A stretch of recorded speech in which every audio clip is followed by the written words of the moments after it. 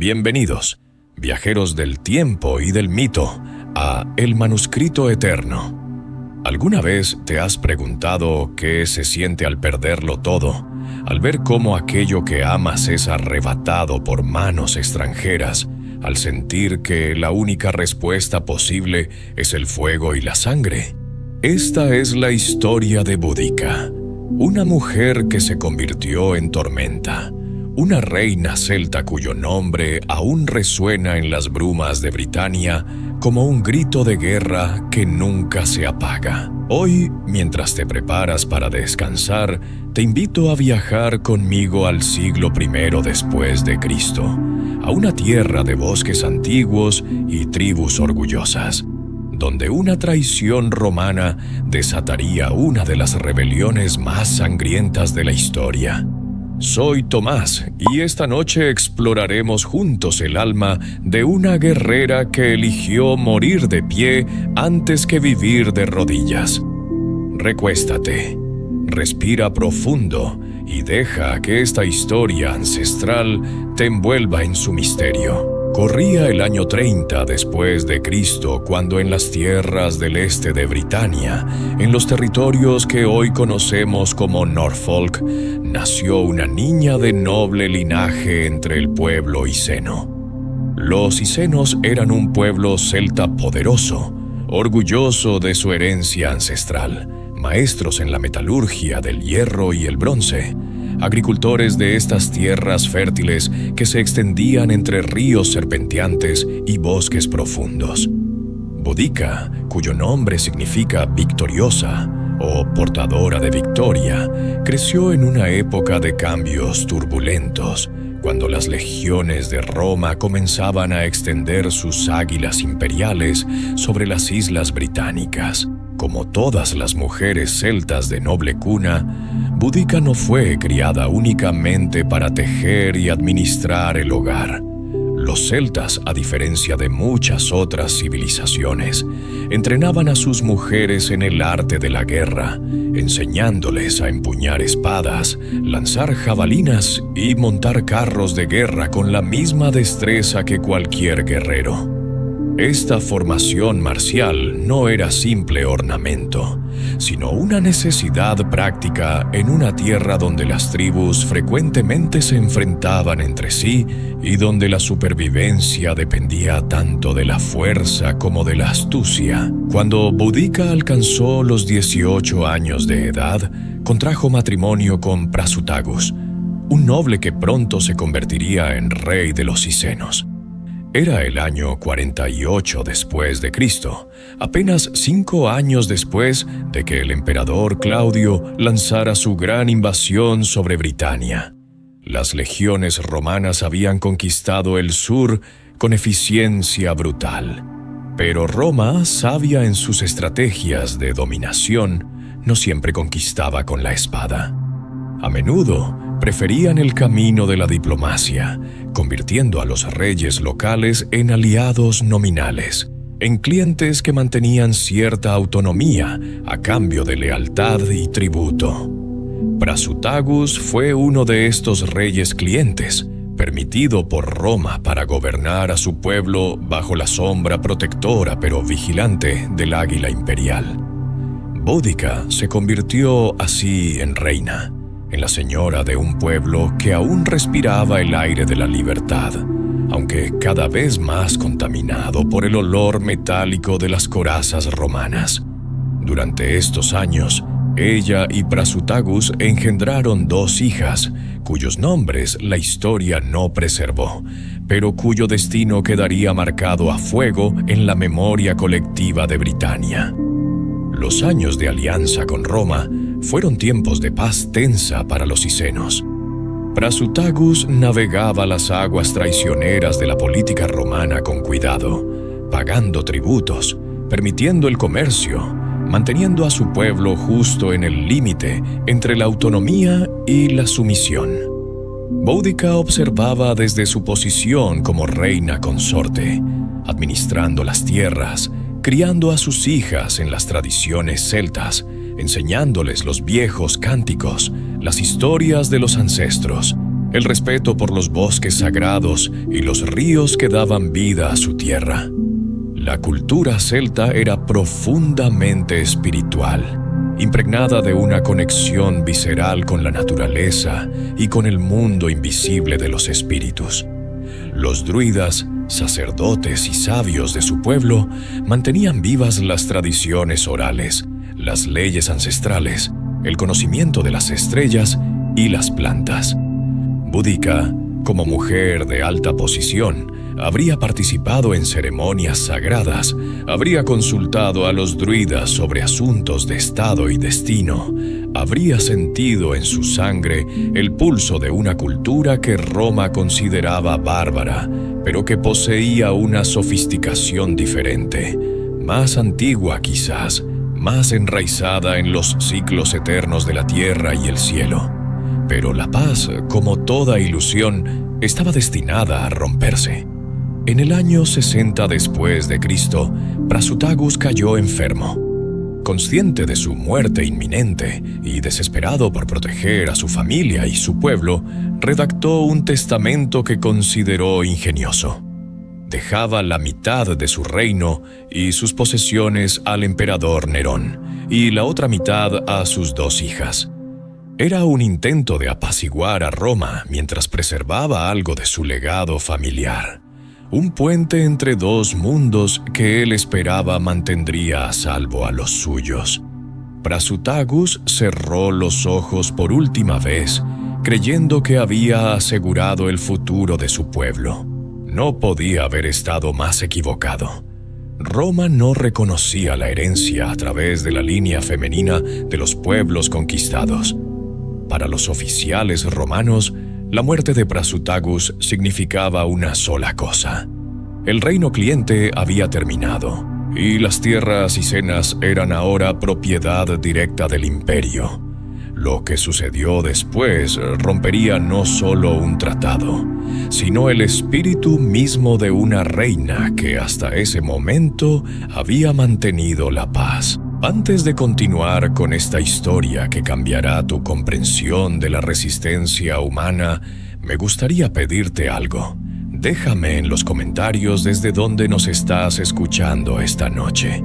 ¿Desde qué país, desde qué ciudad nos acompañas en este viaje a través del tiempo? Me fascina saber que esta comunidad de buscadores de conocimiento y serenidad se extiende por todo el mundo, unida por el amor a las historias que nos definen como humanidad. Y si aún no lo has hecho, suscríbete a El Manuscrito Eterno y activa la campanita. Aquí encontrarás refugio cada noche en relatos que nutren el alma y calman la mente, historias que nos conectan con la sabiduría ancestral mientras nos preparamos para el descanso.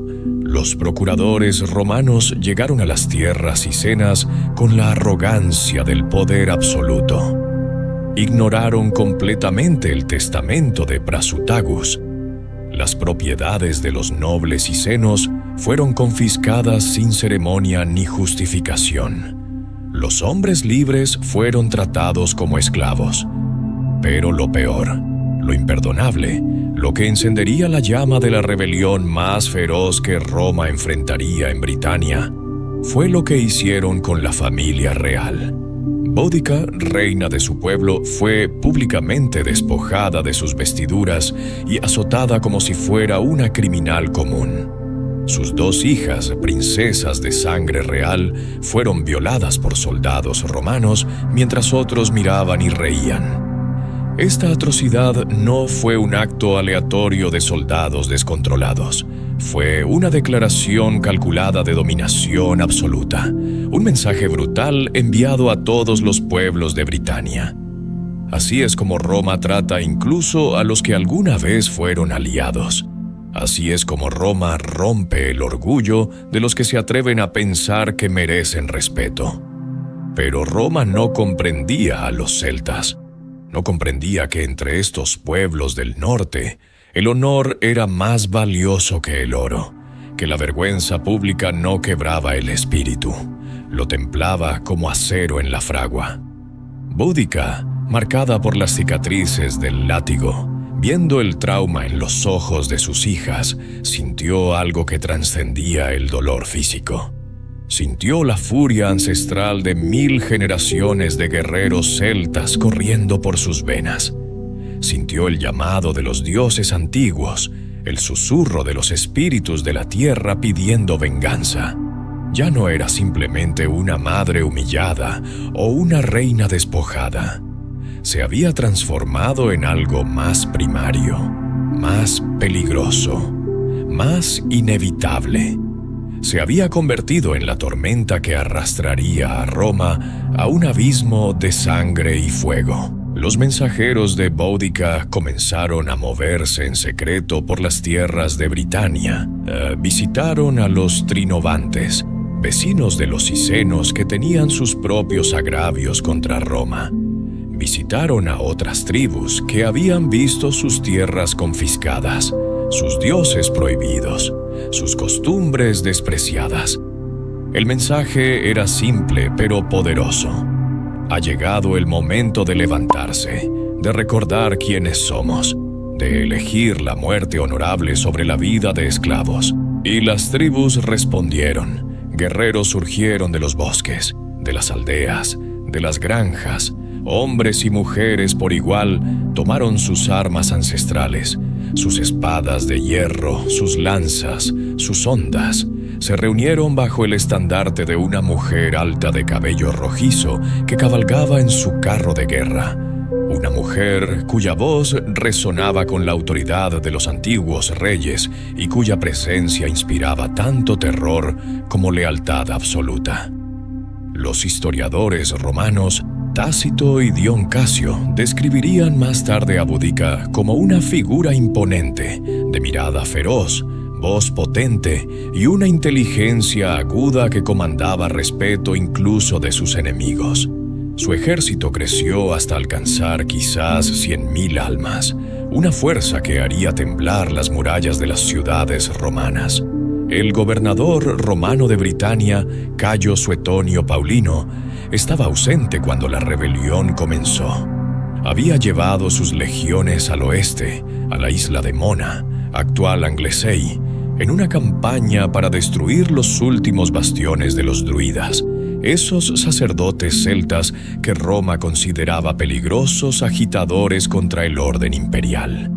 Suetonio estaba masacrando los bosques sagrados, quemando los robles antiguos, aniquilando a los guardianes de la memoria celta, sin saber que en el este, una reina despojada de todo excepto su sed de venganza, estaba reuniendo un ejército que haría arder las ciudades romanas hasta los cimientos. El destino, con su ironía característica, había dejado a Britania romana virtualmente indefensa, justo cuando Boudica estaba lista para desatar el infierno sobre ella. La primera ciudad en la mira de Boudica sería Camulodunum, la capital de la Britania romana, corazón del poder imperial en la isla. Allí, en templos dedicados al emperador divinizado Claudio, los veteranos romanos vivían en tierras confiscadas a los Trinovantes. Allí se concentraba todo lo que los britanos habían llegado a odiar de la ocupación romana: la arrogancia, la explotación, el desprecio por sus dioses y sus costumbres. Y allí, Boudica llevaría su mensaje más claro. Roma no es invencible. Roma puede sangrar. Roma puede arder.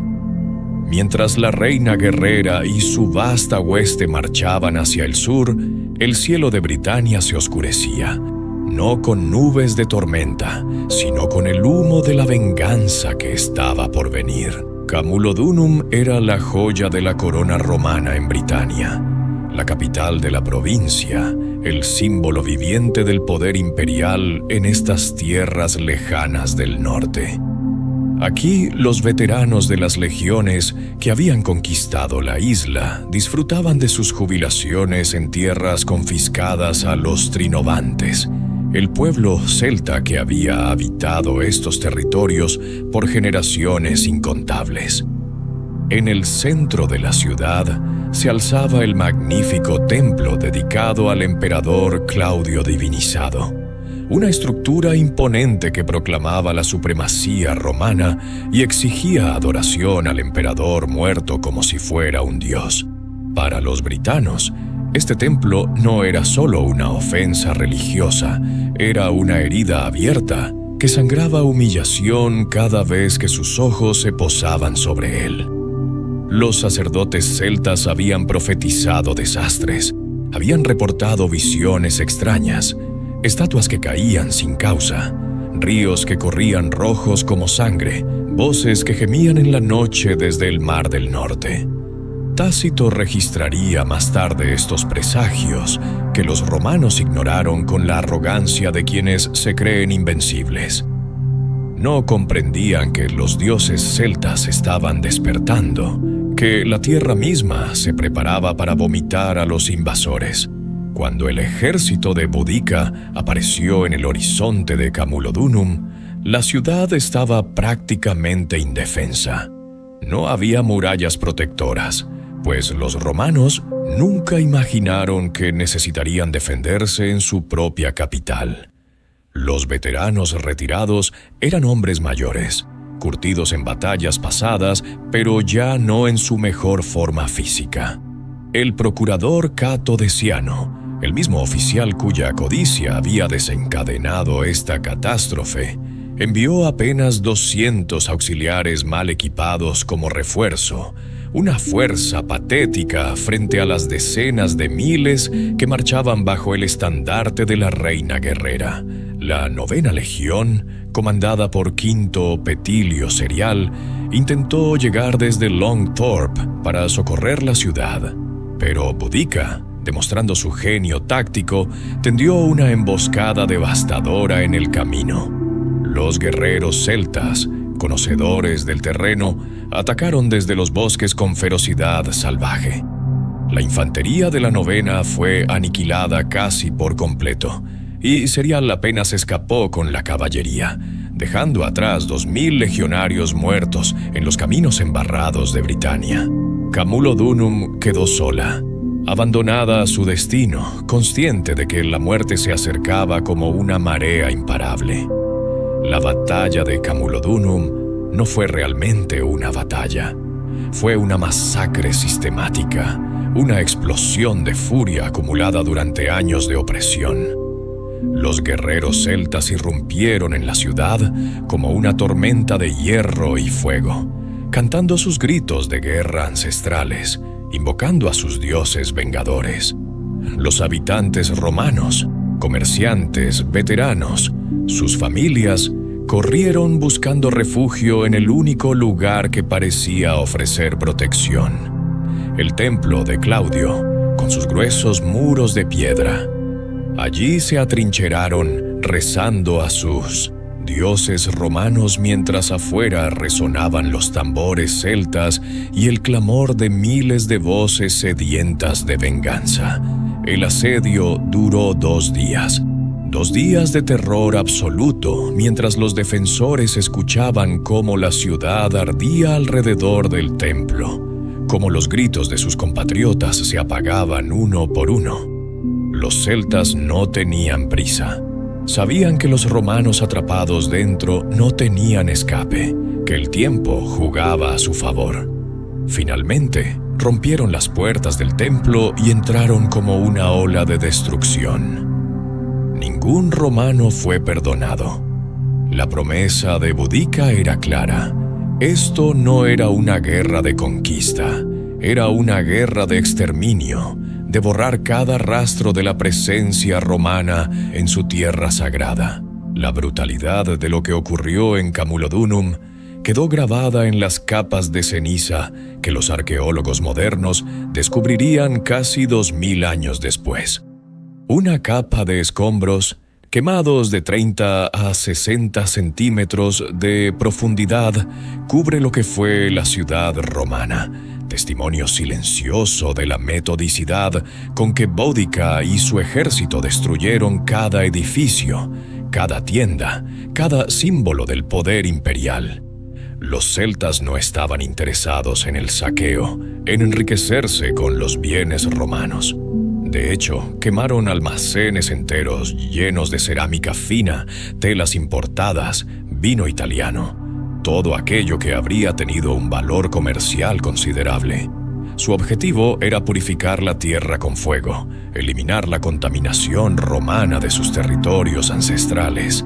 Tácito escribiría más tarde, con horror mal disimulado, que los britanos no tenían interés en tomar prisioneros para vender como esclavos, práctica común en la guerra antigua. Solo querían muerte, por horca, por fuego, por crucifixión. Las mujeres nobles romanas fueron empaladas en estacas y mutiladas en rituales que los historiadores romanos describirían como sacrificios a la diosa Andraste, la deidad celta de la victoria, a quien Boudica invocaba antes de cada batalla. Con Camulodunum reducida a cenizas humeantes, Boudica dirigió su atención hacia el sur, hacia Londinium, la moderna Londres.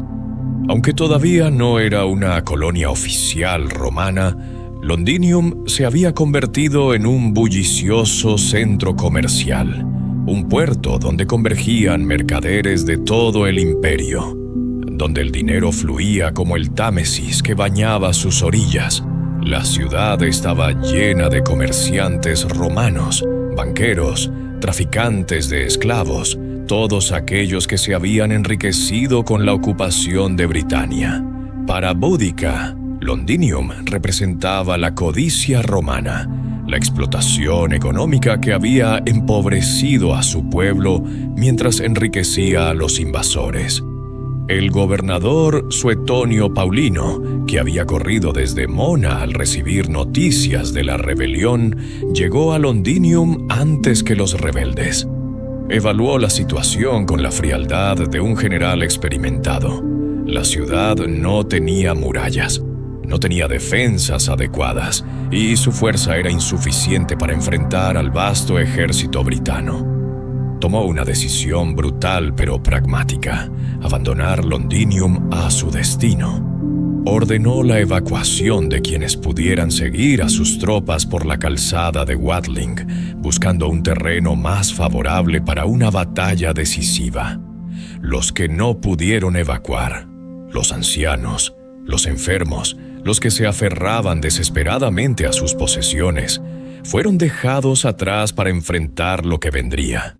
La destrucción de Londinium fue, si cabe, aún más completa que la de Camulodunum. La ciudad fue saqueada y quemada hasta sus cimientos. Las excavaciones arqueológicas han revelado esa misma capa distintiva de escombros rojos brillantes, testimonio del calor intenso que consumió las estructuras de madera y arcilla que componían la primera Londres. En algunos lugares, particularmente en pozos abiertos donde los escombros se acumularon, esta capa alcanza el 1,5 metros de profundidad. Una montaña de destrucción que habla de la furia sistemática con que los celtas arrasaron cada edificio, cada almacén, cada casa. Los habitantes que permanecieron fueron masacrados sin piedad. Casio Dion, escribiendo más de un siglo después, pero basándose en fuentes anteriores, describe escenas de horror indescriptible. Mujeres romanas nobles colgadas desnudas, sus pechos cortados y cosidos a sus bocas antes de ser empaladas en estacas que atravesaban sus cuerpos de extremo a extremo. Estos actos que horrorizan a la sensibilidad moderna deben entenderse en el contexto de la venganza ritual. Los celtas estaban devolviendo multiplicado el horror que Roma había infligido a las hijas de Boudica. Estaban enviando un mensaje que resonaría por toda la provincia. Así se paga la humillación. Así se cobra la sangre con sangre. Desde Londinium, el ejército de Boudica marchó hacia Verulamium, la actual St. Albans, una ciudad que había abrazado la romanización con particular entusiasmo. Verulamium era probablemente un municipium, una ciudad libre bajo protección romana, habitada en gran parte por britanos que habían adoptado costumbres romanas que vestían togas, hablaban latín, adoraban a los dioses del imperio. Para los rebeldes, estos britanos romanizados eran traidores, colaboradores que habían vendido su herencia por el privilegio de imitar a sus conquistadores. La evidencia arqueológica sugiere que Verulamium no fue destruida tan completamente como las dos ciudades anteriores. Parece que los rebeldes se enfocaron selectivamente en edificios y tiendas que vendían productos importados, símbolos de la influencia romana, mientras perdonaban estructuras más tradicionales. Sin embargo, la ciudad ardió y sus habitantes sufrieron el mismo destino violento que los de Camulodunum y Londinium. Tácito afirma que en las tres ciudades destruidas murieron entre 70 y 80,000 personas, aunque historiadores modernos sugieren que esta cifra podría estar inflada para dramatizar la posterior victoria romana. Incluso si la cifra real fuera la mitad, estamos hablando de una de las masacres más grandes de la antigüedad, un holocausto que dejó cicatrices permanentes en la memoria colectiva de Britania. Pero mientras Boudica saboreaba su venganza, mientras las ciudades romanas ardían y los gritos de los moribundos llenaban el aire británico, Suetonio Paulino estaba preparando su respuesta. El gobernador romano había reunido a la 14ª Legión, a veteranos de la 20ª y a auxiliares, formando una fuerza de aproximadamente 10,000 hombres. Era una fuerza minúscula comparada con el ejército de Boudica, que probablemente superaba los 100,000 guerreros. Pero Suetonio confiaba en la disciplina romana, en la superioridad táctica de las legiones, en su propia experiencia como general. Eligió cuidadosamente el campo de batalla, buscando un lugar donde el terreno neutralizara la ventaja numérica celta. Mientras tanto, Boudica marchaba hacia él, ebria de victorias, seguida por una multitud de guerreros que creían que la liberación total de Britania estaba al alcance de la mano.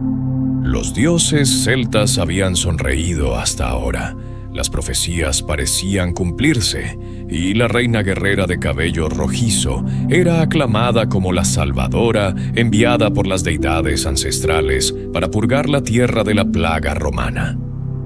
Pero el destino, ese tejedor caprichoso del hilo de las vidas humanas, estaba a punto de girar su rueca en una dirección diferente, hacia un desenlace que nadie entre los celtas podría haber imaginado en sus peores pesadillas. La ubicación exacta de la batalla final de Boudica se ha perdido en las nieblas del tiempo, un secreto que la tierra británica guarda celosamente después de casi 2000 años. Los historiadores han especulado que pudo ocurrir en algún lugar a lo largo de la antigua calzada romana de Watling Street, quizás cerca de Manchester, en las Midlands occidentales, pero ninguna evidencia arqueológica definitiva ha confirmado el lugar exacto donde el destino de Britania se decidió en un solo día sangriento. Lo que sí sabemos, gracias a los escritos de Tácito y Casio Dión, es que Suetonio Paulino eligió el terreno con la maestría de un general veterano que comprendía profundamente tanto las fortalezas como las debilidades de su enemigo. Encontró un desfiladero estrecho con bosques densos, protegiendo su retaguardia y flancos, un embudo natural que canalizaría el vasto ejército celta hacia un frente estrecho donde los números dejarían de ser ventaja y se convertirían en una trampa mortal. Posicionó sus 10,000 legionarios en la cima de una pendiente suave, dándoles la ventaja de la altura, permitiéndoles lanzar sus jabalinas cuesta abajo con mayor alcance y fuerza. Era una posición defensiva perfecta, un lugar donde la disciplina romana podría transformar una batalla imposible en una victoria devastadora. Boudica llegó con su ejército de más de 100.000 guerreros, una marea humana que se extendía hasta donde alcanzaba la vista, llenando el valle con el estruendo de tambores de guerra, cuernos celtas y gritos que hacían temblar el aire. Muchos guerreros habían traído a sus familias consigo, convencidos de que presenciarían una victoria histórica, el momento en que Roma sería expulsada definitivamente de Britania. Colocaron sus carros en semicírculo detrás de las líneas de batalla, creando lo que pensaban sería un asiento perfecto para observar la masacre de los romanos. No podían imaginar que esos mismos carros se convertirían en su tumba. Antes de la batalla, ambos comandantes dieron discursos a sus tropas, discursos que Tácito reconstruiría más tarde con la libertad poética permitida a los historiadores antiguos, pero que sin duda capturan la esencia de lo que ambos líderes comunicaron. Suetonio recordó a sus hombres que habían enfrentado enemigos más temibles en las vastas conquistas de Roma, que estos britanos eran bárbaros desorganizados, que la disciplina romana había conquistado el mundo conocido y no fallaría aquí. Boudica, desde su carro de guerra, con sus hijas a su lado como testimonio viviente de la brutalidad romana, apeló al honor celta, al orgullo de un pueblo libre, a la elección entre morir luchando o vivir como esclavos. Su voz resonó por el valle, una invocación a los dioses ancestrales, una promesa de que este día marcaría el renacer de Britania libre. La carga celta comenzó con el fervor característico de estos guerreros del norte, una avalancha de carne y acero que descendió rugiendo hacia las líneas romanas. Los celtas eran guerreros temibles individualmente, hombres y mujeres que habían entrenado en las armas desde la infancia, que no temían a la muerte y que peleaban con una ferocidad que horrorizaba incluso a veteranos romanos curtidos en 1000 batallas. Muchos iban desnudos o semidesnudos, pintados con guada azul en diseños tribales que pretendían invocar protección divina y aterrorizar al enemigo. Blandían espadas largas de hierro, lanzas, hachas, escudos decorados con símbolos de sus clanes. El sonido de su carga era ensordecedor, diseñado para romper la moral enemiga antes de que el primer golpe se diera. Pero los romanos no eran reclutas asustados, eran legionarios profesionales, hombres que habían pasado años perfeccionando su oficio, que confiaban absolutamente en su entrenamiento y en los hombres a su lado. Permanecieron inmóviles en sus formaciones, escudos rectangulares entrelazados formando una muralla de madera reforzada con hierro, pilums en manos preparadas para lanzar en el momento preciso que su entrenamiento había grabado en sus músculos como reflejo instintivo. Cuando los celtas llegaron a unos 30 metros de distancia, Suetonio dio la orden. 7000 pilums volaron por el aire en una nube de muerte metálica, lanzas pesadas diseñadas específicamente para penetrar escudos y armaduras. La primera oleada de guerreros celtas fue diezmada instantáneamente. Los pilums romanos eran armas brutalmente efectivas. Cuando penetraban un escudo, su peso hacía que el escudo se volviera inmanejable, obligando al guerrero a desecharlo y enfrentar la siguiente oleada de proyectiles sin protección.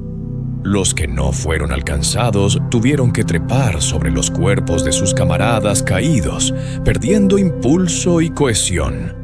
Una segunda descarga de pilums cayó sobre ellos, y luego una tercera.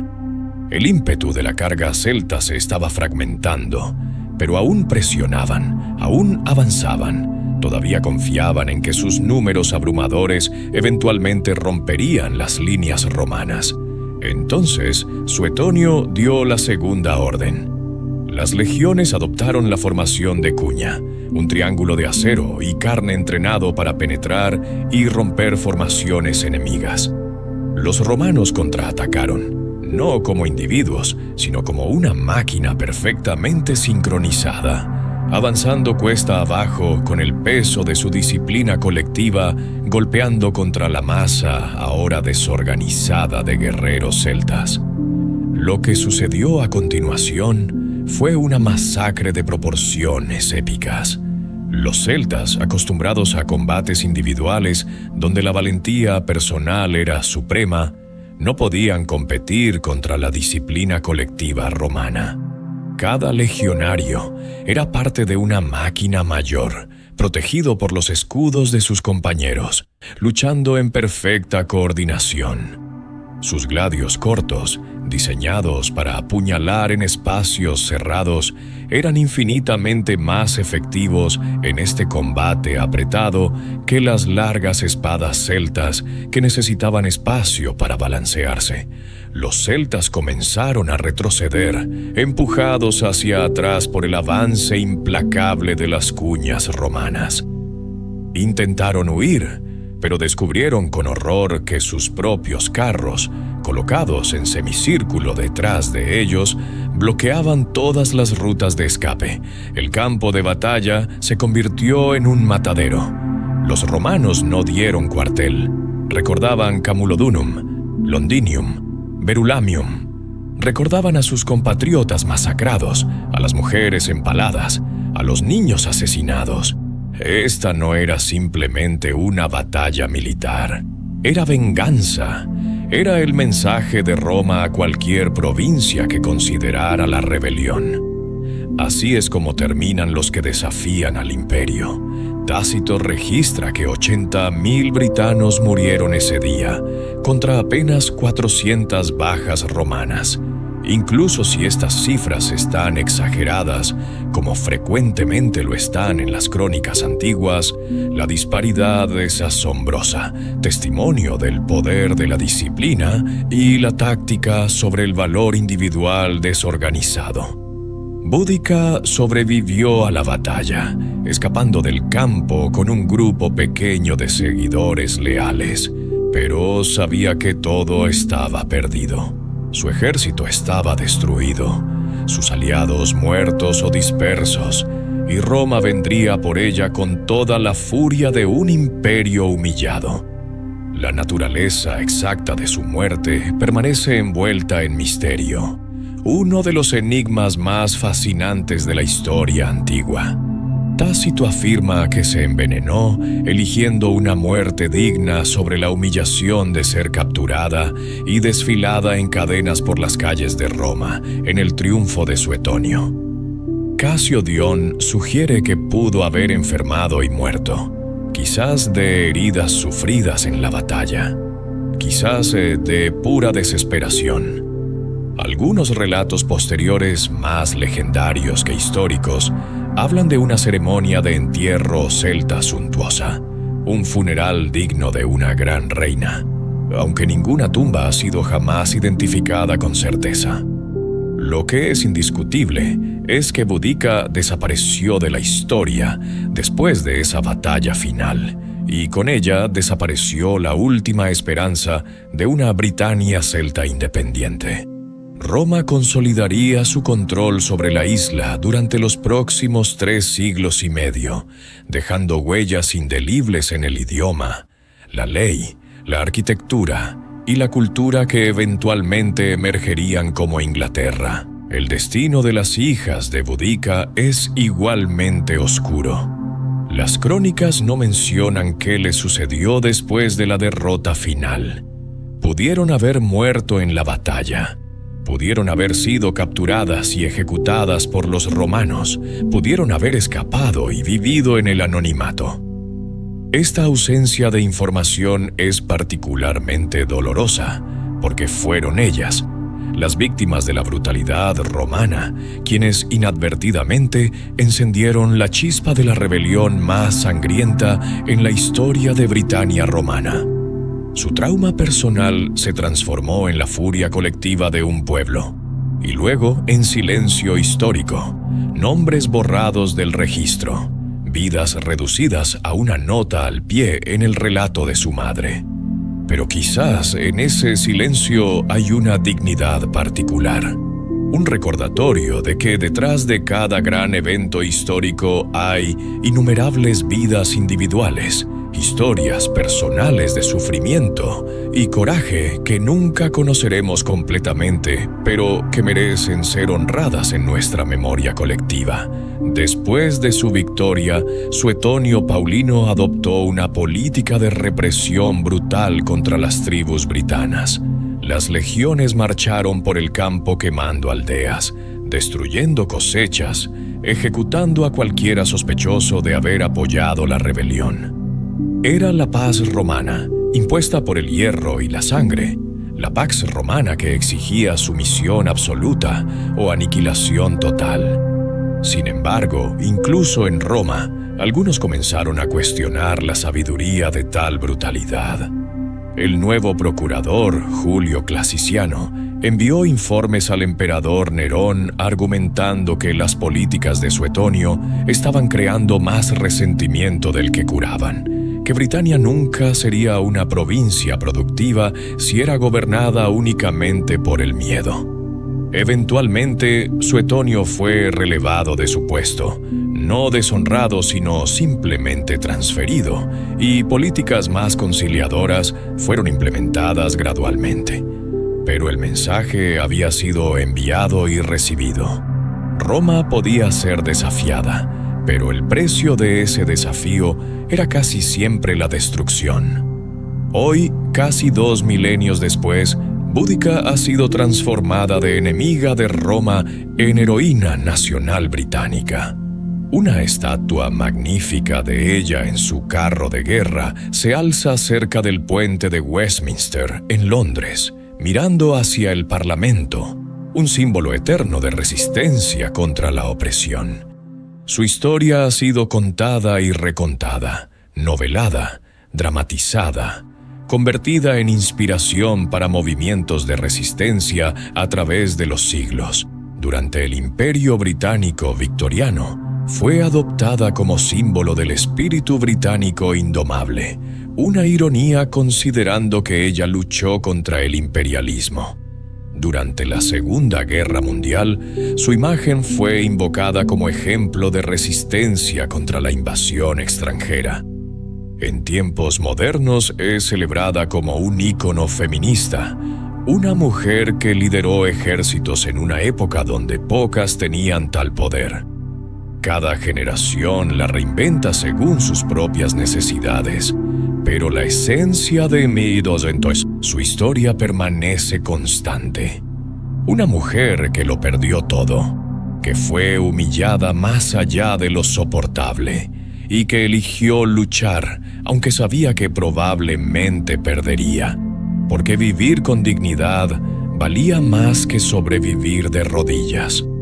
Mientras descansas esta noche, viajero del tiempo, lleva contigo la historia de Boudica. Recuerda que la historia no es solo el relato de imperios y conquistas, sino también de individuos que enfrentaron momentos de elección imposible y encontraron el coraje para actuar. Recuerda que el eco de su grito de guerra aún resuena, no en las batallas físicas que ya no peleamos, sino en cada momento en que alguien elige resistir la injusticia, en cada instante en que alguien dice no al poder que busca humillar y oprimir. Si esta historia ha tocado algo profundo en tu ser, si has sentido la conexión con ese pasado lejano pero sorprendentemente cercano en sus emociones humanas fundamentales, te invito a suscribirte a El Manuscrito Eterno. Aquí encontrarás refugio cada noche en historias que nos recuerdan quiénes somos, de dónde venimos y qué valores merecen ser preservados a través de las edades. Activa la campanita para que cada nuevo relato te encuentre, para que juntos continuemos este viaje interminable a través de los siglos y las civilizaciones. Porque mientras haya alguien que recuerde a Boudica, Mientras su nombre sea pronunciado con respeto, su espíritu indomable sigue vivo, susurrando a través del tiempo que la libertad y la dignidad son tesoros por los cuales vale la pena luchar, incluso cuando la victoria parece imposible. Que descanses en paz, viajero, acompañado por el espíritu de una reina que nunca se rindió.